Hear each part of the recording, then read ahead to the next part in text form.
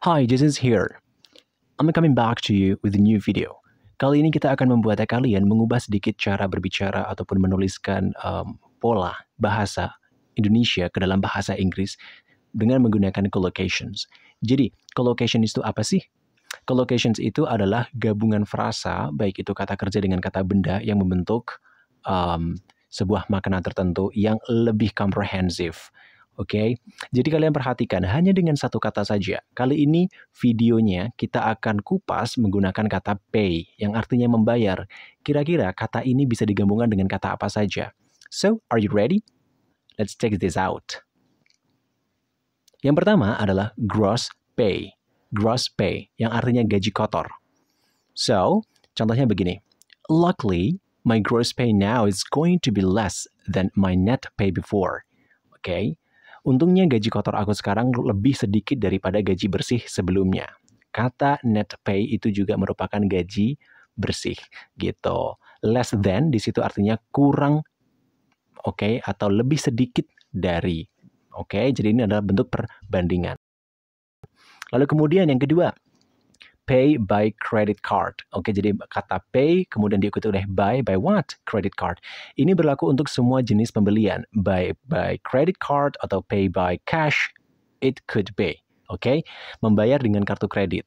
So, for example, excuse me, could I pay by a credit card? I'm not bringing cash. Maaf, bisakah saya bayar dengan kartu kredit? Nah, saya tidak bawa uang tunai, gitu. Penggunaan pertanyaan could di sini itu menunjukkan arti kesopanan. Oke, could I? Kapan saja kalian ketemu sama orang yang mungkin untuk menunjukkan politeness, kalian bisa gunakan could. Lalu kemudian, pay a bill. Oke, ini membayar apa saja seperti halnya tagihan, mungkin tagihan listrik, atau mungkin tagihan makan, atau apapun itu. So, you can say pay a bill, membayar tagihan. For example, my neighbor has been late to pay a bill of electricity this month. Tetanggaku telat bayar tagihan listrik bulan ini. Oke, jadi bukan like pay for the bill or pay to the bill, no, but pay a bill right away.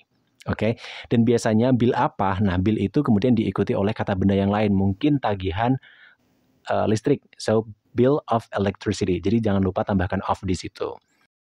Daftar sekarang juga program fundamental dari Josin Online English Course. Program yang akan membantu kamu belajar bahasa Inggris benar-benar dari dasar. Dengan mengikuti program ini, kamu akan dapatkan berbagai macam benefit, mulai dari waktu, sistem belajar, dan juga tutor yang berpengalaman. Tunggu apa lagi? Karena kamu butuh belajarnya saat ini, maka daftar sekarang juga. Info ada di bawah, cek deskripsi. See ya! Oke, lalu kemudian selanjutnya, pay a fine. Pay a fine, kata fine di sini berarti denda. So, hampir seperti halnya dengan pay bill. Apa saja yang harus kita lakukan dengan upaya membayar, kita gunakan kata pay. For example, a policeman had me pay a fine because I couldn't show up my driving license. Seseorang polisi memintaku membayar denda karena aku tidak menunjukkan SIM. Nah, di sini menarik, kata had, had me, itu artinya menyuruh. Karena memiliki instruction atau memiliki kuasa, Pak Polisi itu menyuruh atau meminta saya untuk membayar. Dan had ini bukan berarti memiliki, tapi menyuruh. Lalu kemudian apa yang disuruh? Tanpa alih-alih, kalian langsung gunakan kata kerja bentuk pertama. Had me pay, bukan had me to pay, no, but had me pay. Ini disebut sebagai causative verbs. Oke, jadi ini lebih menarik. Lalu kemudian, pay a visit. Oke, pergi ke suatu tempat untuk menghabiskan waktu dengan orang lain. Nah, biasanya kita pergi go somewhere with somebody else, right? Tapi kita bisa gunakan pay a visit. For example, this week I'm going to pay a visit to my parents, in Yogyakarta. Minggu ini aku rencananya akan mengunjungi orang tuaku di Yogyakarta, gitu. Jadi pay a visit to, to kemana, gitu. Dan penggunaan I'm going to di sini itu menunjukkan sebuah rencana. Kalau misal itu tidak terencana, I'm going to di sini kita ganti menjadi will, seperti itu.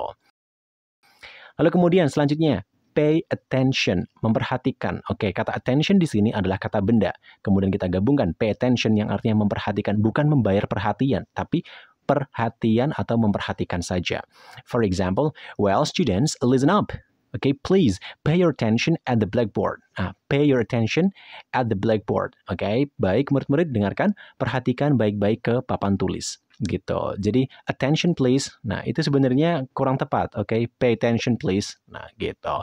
But attention please it means like can I get your attention? Nah, seperti itu. Jadi, gunakan kata pay ketika bergabung dengan kata attention.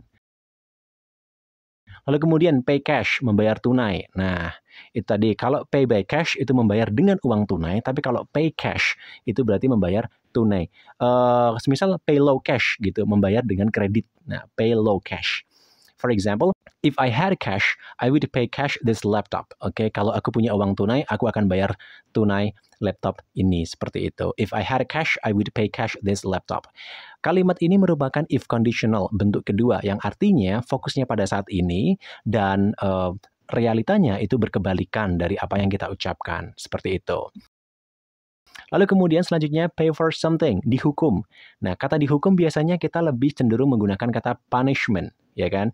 Nah, kalau semisal sebenarnya kata hukum itu ada dua, kita bisa gunakan punishment biasanya di sekolah atau kan hukuman untuk mengganjar orang lain. Tapi kalau semisal hukuman sifatnya dalam konteks mungkin pidana, kita gunakan penalty. So pay for something itu artinya membayar akan sesuatu hal yang telah kita lakukan. Seperti itu.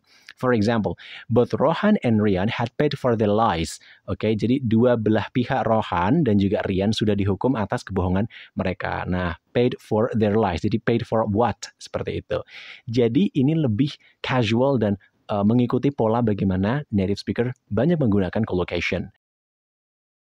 Lalu kemudian pay one's respect. Oke, pay one's respect. Berbicara dengan sopan pada seseorang atau menyalami, seperti itu. Contohnya bagaimana? Perhatikan, I went up to him after presentation and paid for my respect. Oke, aku berdiri menghampirinya setelah presentasi dan menyalami gitu. Jadi pay one's respect itu artinya kita menunjukkan rasa hormat. Lalu kemudian, pay someone a compliment. Nah, biasanya kan kita, we compliment somebody.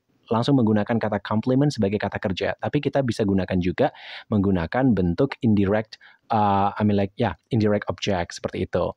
Pay someone a compliment, artinya memuji. For example, it took me a little while to realize that he was paying me a compliment. Butuh beberapa waktu buat sadar bahwa dia memujiku. Nah, menarik kan? He was paying me a compliment instead of like he compliment me. Nah, kadang agak sedikit unusual seperti itu. Jadi kita gunakan pay someone, a compliment. Lalu kemudian selanjutnya, pay someone a visit. Nah, tadi pay visit to somebody, sekarang pay someone visit. Berkunjung ke suatu tempat dengan orang lain. For example, my classmates paid me a visit while I was at the market. Jadi teman-teman sekelasku mengunjungiku sementara aku sedang di pasar. Jadi kata while, perhatikan ya, di sini menggunakan past tense yang artinya aku menceritakan hal-hal yang sudah terjadi di masa lampau. Dan penggunaan kata while itu untuk menggabungkan dua peristiwa yang bersamaan terjadinya, gitu. Lalu kemudian selanjutnya, pay someone back. Nah, ini membalas budi, pay someone back. Kalau semisal dendam itu kan pay a revenge, gitu. Tapi kalau semisal kita mau membalas budi, pay someone back, gitu. Contohnya adalah, I won't ever take for granted for what they have done to me. I'll pay them back. Nah, menarik kan? Jadi aku tidak akan pernah begitu saja menerima apa yang telah mereka lakukan padaku. Aku akan membalasnya. Lalu kemudian selanjutnya pay the price, pay the price, yang artinya menanggung akibatnya. For example, I've taught Maria not to be late of having meal, yet she didn't pay me attention. Now she pays the price for it. Nah, aku sudah bilang Maria tidak telat makan, tapi dia tidak memperhatikanku. Sekarang dia menanggung akibatnya, gitu. Jadi menanggung akibatnya itu apa? Suka bingung kan untuk menggunakan frase ini dalam bahasa Inggris, maka kita menggunakan pay the price, gitu. Nah, menariknya di sini ada kata yet.